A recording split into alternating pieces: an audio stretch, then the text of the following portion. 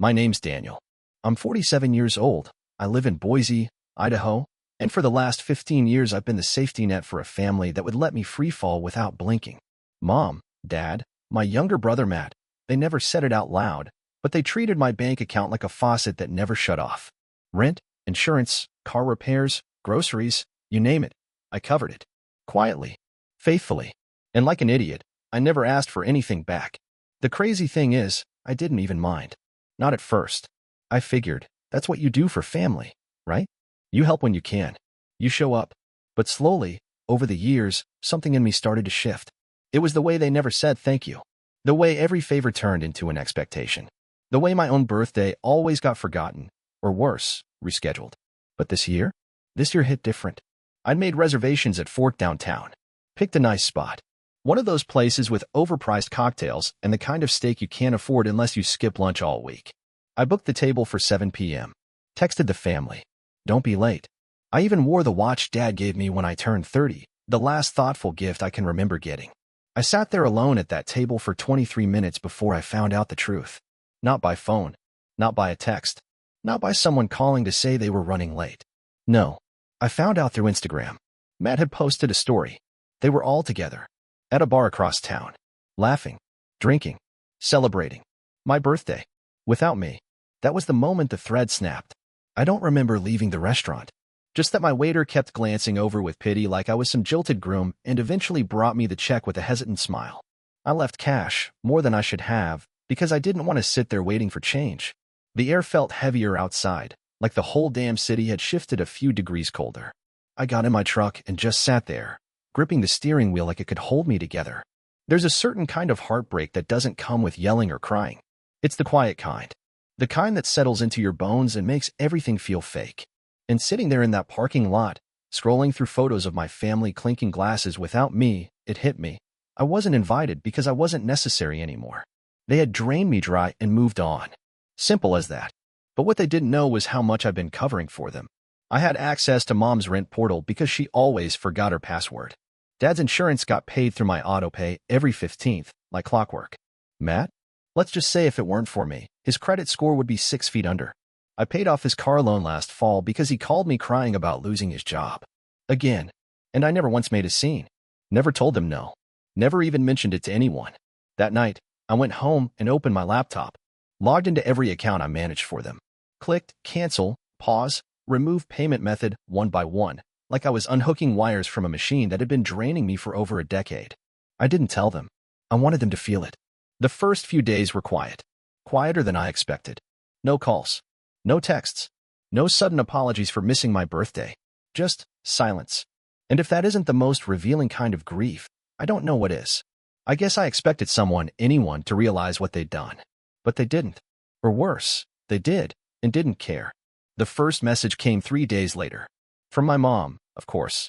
She kept it light, asked if I was okay, said she was just thinking about me. No mention of Fork. No, happy birthday. Just that strange, surface-level concern people offer when they know they've screwed up but can't admit it.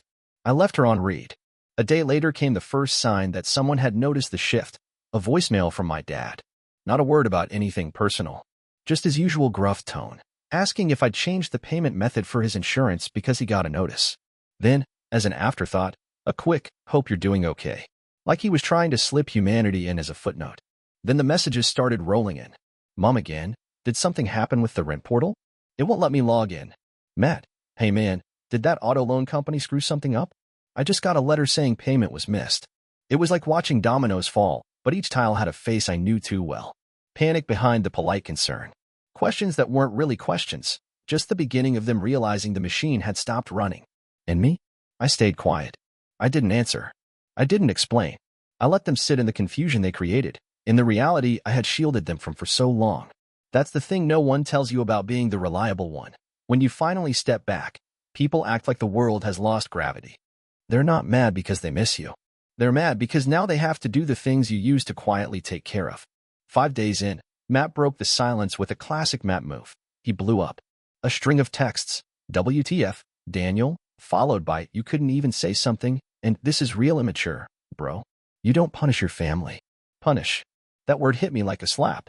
As if I were grounding them. As if my silence was an act of cruelty, and not a long overdue boundary. He called twice that night. I watched the phone buzz and ring out on the nightstand, screen lighting up with his name like a siren. I didn't pick up. I went and made tea instead. Sat on the back porch with a blanket over my lap and just breathed. That was new, making space for myself. The next morning, I got an email from the property management company that handles Mom's building. Apparently, she'd missed rent for the first time in 5 years. The woman who once told me she couldn't figure out online banking had finally been forced to make a phone call. Then came the kicker, a group text. It was from Mom. Just 2 lines. Can we talk? I think we've all misunderstood each other. I stared at it for a long time. Misunderstood? Like I tripped and accidentally paid her rent for a decade. Like I'd misinterpreted being alone on my birthday while they posted pictures without me. The delusion in that sentence could have kept a therapist in business for years. And still, I didn't reply. Because it wasn't a misunderstanding. It was a pattern. And I had finally stepped off the treadmill. It was Matt who finally cracked. The golden child. The baby of the family. The one who never seemed to carry a burden heavier than a pizza box. He showed up at my place on a Thursday afternoon. Now, let me be clear, Matt doesn't show up. He texts. He delays. He finds excuses. But there he was on my porch, looking like a raccoon that lost a fight, dark circles, unshaven, hoodie half-zipped like he left the house in a panic. I didn't open the door right away. I just stood on the other side, staring at him through the peephole, not sure what I wanted more, to punch him or to hug him. Eventually, I opened it. He looked at me and said 3 words I never thought I'd hear from him. I need help. Funny how fast the tide turns when the free ride ends. He came in and sat on my old green couch like it was familiar, like he had some claim to it. And then, for the first time in years, Matt did something that nearly stunned me silent. He admitted he messed up. Said he never realized how much I was doing. That he thought I liked being the responsible one. That he assumed it made me feel good to play the hero. That Mom and Dad always said I had my life together, so they figured I could afford to help. That his world kind of crumbled the moment I disappeared from it. He wasn't crying, but the tears were behind his eyes, that kind of raw, quiet shame that doesn't need a spotlight. And as I sat there listening to him, something inside me didn't soften exactly, but it shifted. Because for the first time since I canceled all those payments, someone finally acknowledged the truth. I was the backbone, and they'd walked on me like a rug. I didn't say anything at first. Just let him sit in it. Eventually, I asked him what he was really here for. Matt hesitated. Then came the twist I didn't see coming. He wasn't just broke. He was in trouble. Apparently, he'd been using my credit score with my social security number for a personal loan 2 years ago. Said he was desperate. Said he thought he'd pay it off quickly and I'd never find out. Said it was technically a favor to himself. My heart dropped. That was beyond betrayal. That was theft. And here's the part one hate admitting. I wasn't even surprised. Hurt. Yes. Furious. Absolutely. But surprised? Not anymore. I stood up, walked to my desk, and pulled open the drawer where I keep my files. I had a copy of my credit report printed out from last month, something I'd checked out of habit. At the time, I noticed a loan I didn't remember applying for, but figured it was a reporting error. Now, I realized it had his fingerprints all over it. He looked at the paper and didn't deny it. Just sat there like a kid caught stealing from his own blood. And I just nodded. Didn't yell. Didn't demand. Didn't throw him out. I just looked him in the eye and said, "You need to fix this." Because I was done being their safety net. But I wasn't going to be their executioner either. The call came 2 days later. It was early, 8:14 a.m. I was still in my robe, drinking lukewarm coffee and scrolling through the news like it was going to explain why everything in my life had come apart. And then the phone rang. Mom. I let it ring twice, stared at the screen like it was radioactive, then picked up. She didn't start with hello. She just said my name, soft, shaky, like she hadn't said it out loud in a while. Like it tasted foreign. Daniel. That crack in her voice, that tiny fracture, almost undid me. But I stayed quiet. Just let her sit in the silence she helped create. Then came the apologies. Not full ones. Not the kind that admit wrongdoing without asterisks. These were the softer kind. The kind where you say sorry you feel that way, or sorry things got misunderstood. She said she didn't realize how much I'd been doing. That she and Dad always just assumed I'd step in because I always had. That they didn't mean to make me feel left out. That Matt was just going through things. And maybe they leaned on me more because I was stronger. That last part stuck in my chest like a splinter. Because that's the trap, isn't it? The strong one gets used until they break, and then they get blamed for breaking. I asked her why no one showed up to my birthday dinner. She hesitated. Said they thought it would be better if things were low-key this year. That Matt was having a tough time, and didn't want to be around a crowd. That they figured I'd understand. That they were planning to do something just for me later. It was all lies, and we both knew it. I asked if she knew what Matt had done. The loan. The fraud. She gasped, the real kind. She didn't know. That part one believed. Because for all her flaws, my mother would never have co-signed something like that. Enabling, sure. Blind, absolutely. But she had her limits. There was a long pause. Then she said the most honest thing she's ever said to me. I think I failed you. I didn't speak for a full minute. Because yeah, she did. And it wasn't even about the money. It was about how invisible I'd been allowed to become. How they used my competence as a reason to stop caring. How they turned me into a function instead of a person. I told her I wasn't angry anymore. I said that calmly. Not because it wasn't true, but because I didn't have the energy for rage anymore. I was tired in a way that sleep couldn't fix. And then I told her the one thing that finally broke her. I don't think I want to come back. Not for holidays. Not for birthdays. Not for Sunday dinners with burnt lasagna and too much wine. I told her I needed space, and I meant it. Space to figure out who I was when I wasn't being their unpaid caretaker. She started crying. Not dramatic sobs, just the quiet, breathless kind that happens when someone realizes they've finally pushed too far. I didn't hang up, but I didn't offer comfort either. Because that was the old me, and he wasn't home anymore. It's strange how loud silence can be when you've spent years filling every gap. The following weeks were quiet. Not peaceful, not empty, just quiet in a way that felt unnatural. Like when a fan shuts off and you realize it's been humming so long you forgot it was there. That was me, the hum, the background noise, the one who just handled things. And now I was gone. No more checking in. No reminders about prescriptions. No rerouting of bills. No small talk on Sundays while I fixed their Wi-Fi or unclogged the bathroom sink. I wasn't angry anymore. I was just still, detached. Like I'd finally stepped out of a role I didn't even audition for. And they noticed. At first, it was subtle. More text from Matt than ever before. He'd always hated texting. Now he was sending me updates about job applications and payment plans I didn't ask for. Mom sent a photo of the roses blooming in her backyard, followed by a message that said, "They miss you." She didn't specify who they were. Dad didn't message at all. But I got a forwarded email, one of those forwarded too many times kind of chains, with an article about how good sons take care of aging parents. I didn't respond. It wasn't cruel. It was intentional. Because I knew if I cracked even a little, I'd be back in the middle of their storm, the one I'd been holding back like a dam. They needed to feel what it was like without me absorbing every blow. A week later, I heard from someone I never expected. Aunt Carol, my mom's older sister. Now, Aunt Carol has always been the black sheep in a different flavor.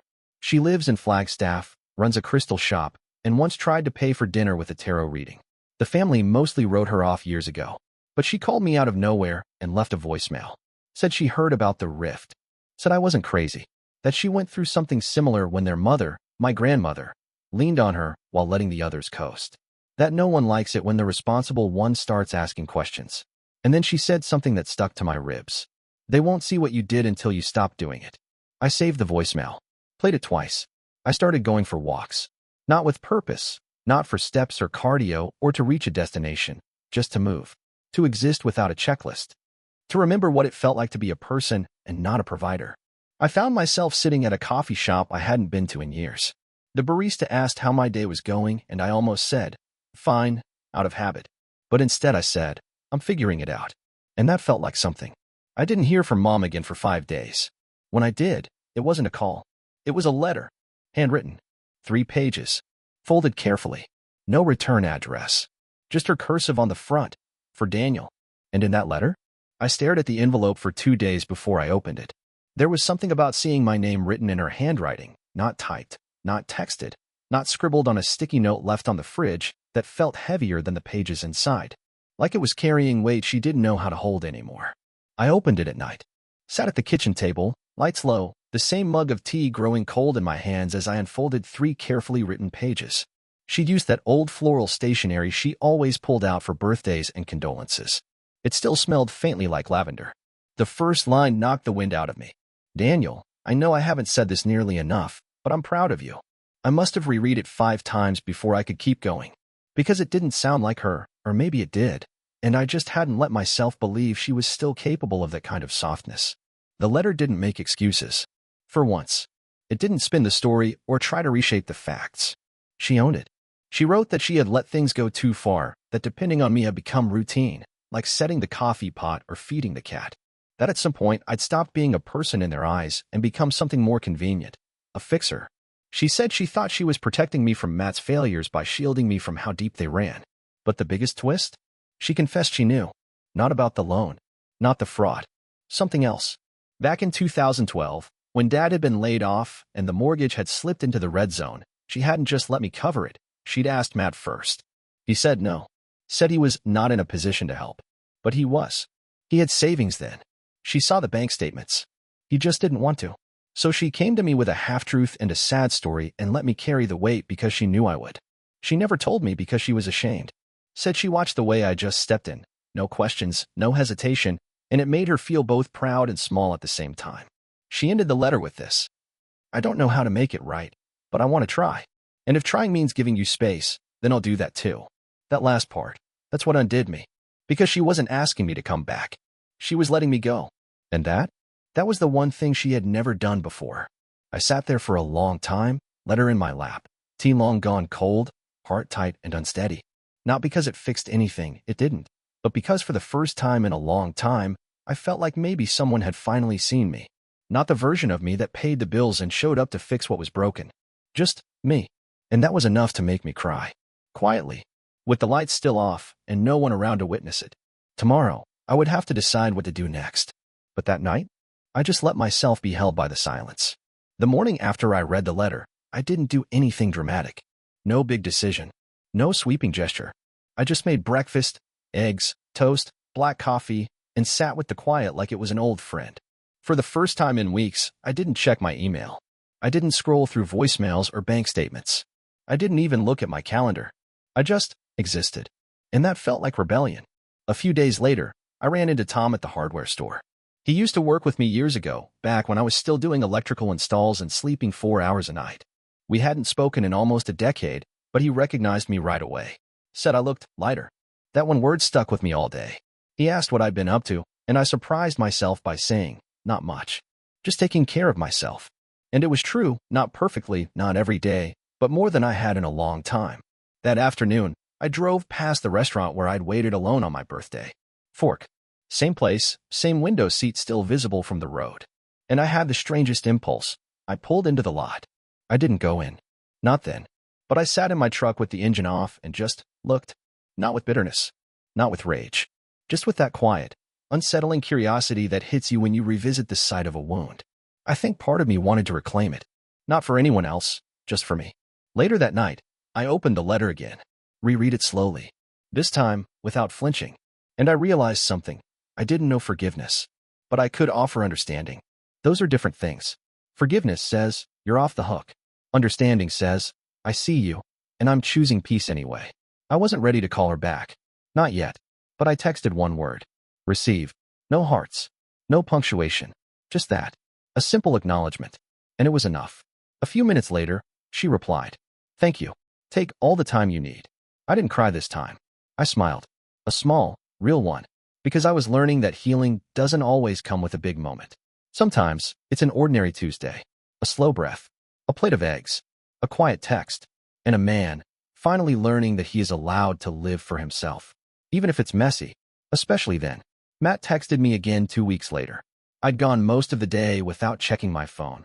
Just working in the yard, pulling up the roots of this old stubborn hedge I'd let grow wild. There was something deeply satisfying about it. Tearing out what no longer served the space. Letting sunlight hit places it hadn't in years. When I finally looked at my phone, I had 4 messages. All from him. They weren't angry this time. No guilt tripping. No snide little jabs disguised as jokes. Just a simple ask. Can we talk? Not about money. Not about mom. Just us. I sat with that message for a while. Let it breathe. I didn't know him anything. But I was curious. Not because I expected an apology, I didn't. But because part of me needed to hear what he thought we were. What we had been all those years I carried him. We met at a park halfway between our places. Neutral ground. He was already there when I pulled up. Sitting on a bench, hoodie on, jeans too big like he was still living in the shadow of his 20-something self. But his eyes looked older. Tired in that way people get when their image of the world finally shatters and they're left with the truth. He stood when he saw me, but didn't go for a hug. Just shoved his hands in his pockets and said thanks for coming. We sat for a while, didn't talk. Just watched a dad push his daughter on the swings. A dog chased a squirrel. Somewhere behind us, a lawnmower started up. And then he started to speak. He didn't defend himself. Didn't spin it. He admitted it all. The loan, the lies, the years of letting me handle things he didn't want to face. But then he said something I hadn't expected. I was jealous of you. That stopped me cold. He said I made life look easy. That I always had answers. Always got back up. Always had control. And instead of respecting that, he resented it. Said it made him feel small. Like no matter what he did, he'd always be the one needing help. And I'd always be the one offering it.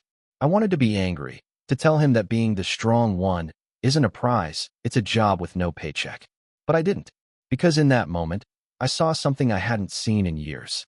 Matt, not the lazy, entitled version I'd learned to resent, but the scared, messy, human version who never learned how to stand up on his own. I told him that his jealousy didn't excuse what he did, that I wouldn't forget it.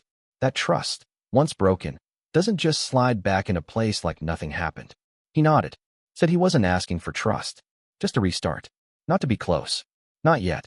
Just to not be strangers. I told him I'd think about it. Then we sat there for a little longer, watching the swings move back and forth, empty now, but still in motion. And for the first time in a long time, I didn't feel like I was carrying him. I just felt like a man who'd put something heavy down and didn't need to pick it back up again.